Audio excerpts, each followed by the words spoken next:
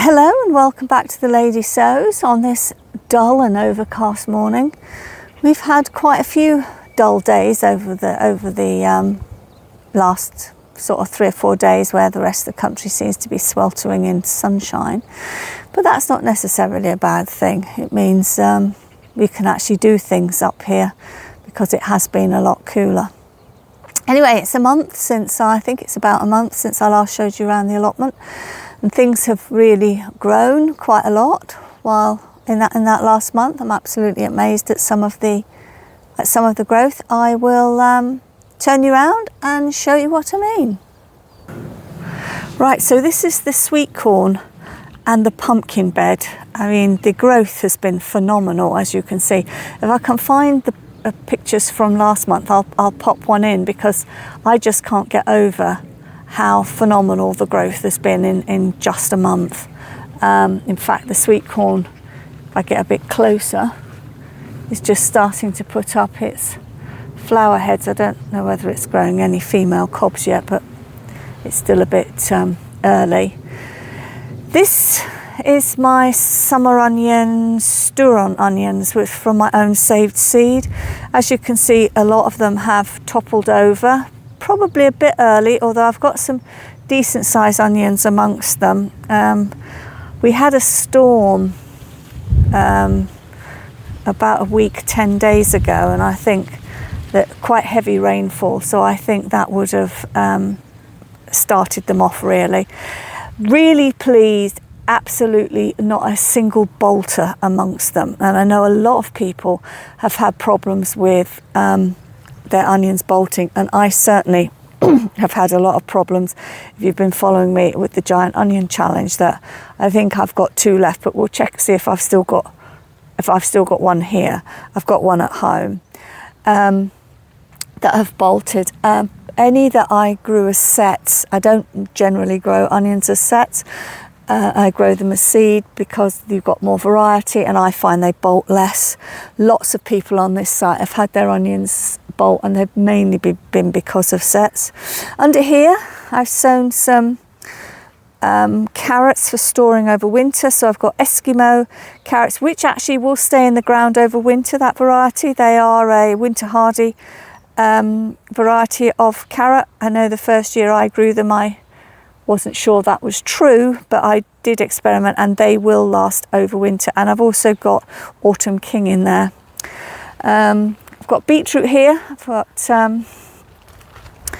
I've picked some of this beetroot. I've got golden beetroot down here, and if I can find it, yeah, there it is. Golden beetroot. I often find that the golden one bolts, but I sowed this slightly later. And then I've got a red beetroot, probably bolt hardy here. This is Madania spinach that I'm allowing to go to seed so that I can save the seed from it. And then in here I've sown a couple more rows of spinach. This is a giant winter, and then these little plants growing here are some more parsnips, because I've not been happy with the parsnips that I sowed early in the late spring. I had a good crop off these blouse shocker peas, and these are being left now to die off and to give me seed for next year. They're really quite hard. Unlike green ones, which I know will turn brown when the pods are ripe, I don't actually know what happens with these in terms of changing colour. So that's a bit of an experiment. I think once the plant has completely died off, I think I'll assume that the peas are ready. This is sprouts and French beans. The French beans are just starting to come into flower. I've actually got little beans coming along. Look, little French beans coming along. I've been watering these. I've done a huge amount of watering, but I have been watering these because they are in flower, and I do want to get some beans off them. So the sprouts are looking amazing. The whole idea of this was that the beans, which are nitrogen fixers, would produce nitrogen for the sprouts, and at the moment I have to say I think the sprouts are looking amazing. Under this net I harvested all my garlic, and elephant garlic had an amazing crop. It's still busy drying at the moment. So I've got parsnips in here and I've got carrots in here. Carrots, I haven't harvested any carrots yet, even though they were sown a long time ago. They're just not really growing. Whether that's lack of water, I've got no idea. I really don't. But they're certainly not. They're not ready. I have thinned them. Oh, I can see one down there, look. Don't know if you can see it. No, perhaps not. Perhaps not. Anyway, I've got one, maybe. This is the soft fruit cage, and I've got red currants that are definitely ready for picking. I think the birds have had a few, which is fine because I've got loads of them. And then the black currants are just coming along now. I shall pick those in the next few days. Oh yes, there's some red currants in there, look. As I said, the birds, I've still got loads from last year, so I'm not worried if the birds eat those. These are the beans, the climbing beans. So I've got runner beans here, which are climbing up the poles, and then I've got the ballotti beans here, which are more than climbing up the poles. I might actually snip the tops of those off to make the beans come into flower. I moved my potatoes because I wanted them to be more in sunshine. So the jazzy potatoes, which are a second early, are beginning to die off now. So I will probably leave those. I'll go in the poly tent in a minute. This side is the tomatoes. This bit of netting around it is because I've poked some brassicas in amongst here, mainly because I'm running out of space. So it's to keep the pheasant off more than anything else. I've got I think that's a Queen of the Night tomato here. Looks like some of them need tying in. I only allow them to grow 3 trusses because they're outside. Otherwise they won't ripen. And then these are the dwarf tomatoes, mainly Roma, but they're beginning to get tomatoes on them. Down there, I don't know if you can see them in there. Yeah, they're beginning to get tomatoes on them. Over this side, these are overwintered red onions, which I must take out. And I've got swede growing in here. And then the raspberries are just starting to come into fruit, as you can see. Again, they're a bit early because these are autumn raspberries. So unless autumn's going to suddenly come early, they're actually quite early. I've got some more potatoes in tubs here, main crop, and as I say, the second earlies are beginning to sort of go yellow and die off. This is my poly tent. I call it that because I've got netting around it. I've got a bit of a problem with Mr. Mole, as you can see, who's decided to come in here. All of this is now, all of the ground is really spongy, so I'm going to have to sort it all out. In here I've got a few more tomatoes, but it's supposed to be mainly peppers and chilies, but I don't think you can see the peppers on this side because of the tomatoes. But you can see them on this side, and I've got a few peppers coming. I think they're mainly peppers this side. I've got, what's this one down here? It's ripening. And a few chilies. I've got a chili there in the background that Jason from Allotment of the Dead gave me. Lettuce is going to seed, so that's got to come out. This was where all my giant onions were, and of course they all bolted. I've still got this one. No, it's bolted as well, look. So that's it, I'm down to one at home. So if that's bolted as well, well, that's it. That's all I've got left. Let's get out here. As I say, I've got to sort this out. The rhubarb suffered with lack of water, but I mean, it's looking great. I haven't picked any this year because it's only its second year, but I will be able to pick it next year. In here, I've got the Greek soup beans growing up this trellis, and I've got a couple of squashes that one's looking not too bad. This one here, which is the banana squash, isn't looking particularly happy. There's a few weeds in there. This is This is the artichokes.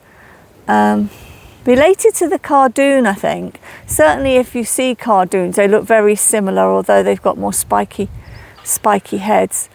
I'm going to harvest some of these, but the rest I will just leave to go to flower for the bees. This is my other pumpkin and squash bed. Not doing as well as the one at the front. I've also got courgettes in here. We've got some nice flowers by the looks of it. The courgettes seem to be taking a little while to get going. I have got a couple coming. I've got one there coming. Usually once courgettes really get going, they, the neighbours hide because you've got so many. So yeah, this was the other thing. These are an open-pollinated variety of sweet corn, much smaller. They're also beginning to put up some flower heads as opposed to the other ones, which are an F1 variety. I've got some more. I ran out of buckets, so I've put some second earlies just in the end here. And again, they're beginning to turn yellow because they're coming towards the end of their life. I think second earlies are somewhere between 12 and 14 weeks from planting, and their middle of July will be sort of 14 weeks, so they could probably come up anytime, but I will leave them. In here is my strawberry bed. I think the strawberries are over, more or less, despite the fact that I bought early, mid and late season strawberries. They have all seemed to have come at the same time, so I will be able to take the netting off this and sort out the runners. And I've also planted some more swede in here. I'm getting really short of space. This is the asparagus bed, one of two really weedy beds. I mean, the asparagus bed has been bad this year, particularly for thistles. I know Jenny from the plot was talking about thistles in hers, but this has been horrendous, this bed. I think I took 2 compost bags of thistles out of it only a few weeks ago, and they've all come back. Now this had potatoes in it. I've harvested those. They were some second earlies, and you can see these ones that are here are volunteers, and I've got some more over the back there, which different variety of volunteers. And I've planted sweet potatoes in here. Probably they are a variety designed for the British weather. They're bred in the Highlands of Scotland, so I decided they could probably work here in Yorkshire. Anyway, we'll see. And I've put the straw down because of the lack of rain that we've had, that everybody's having, just to try and keep the soil a bit moist. I don't use a lot of netting, but I have had a problem with pheasants. So in here I've got some cabbages and some red cabbages. Red cabbages are my nemesis, but I am absolutely determined I am going to get some decent red cabbages sometime. As you can see, they're all the same variety, but look at that one. That one's looking amazing. And then you look at this one here, and they're looking really weedy. Once these ones at the back, these green ones, have actually got a bit more, or a bit larger, I will take the netting off. The pheasants go for the young plants. This was the broad beans. This was the broad beans and the peas in this bed. I got a good crop of broad beans off of 40 plants. And yesterday I planted this up with brassicas. The ground was really dry. I ended up having to fill the holes with water. The ground was so dry, and I will give them another water. These are the Oscar peas, which was the very early peas that I put in at the end of March, and these are just what's left because I've been gathering seed off them. I had a good crop of Hurst green shaft peas. Again, what's left is to save for seed. This bed here had cauliflower, calabrese, cabbages. I had 2 varieties of cabbages. I had this pointy cabbage, which I think is filderkraut, which makes really good sauerkraut.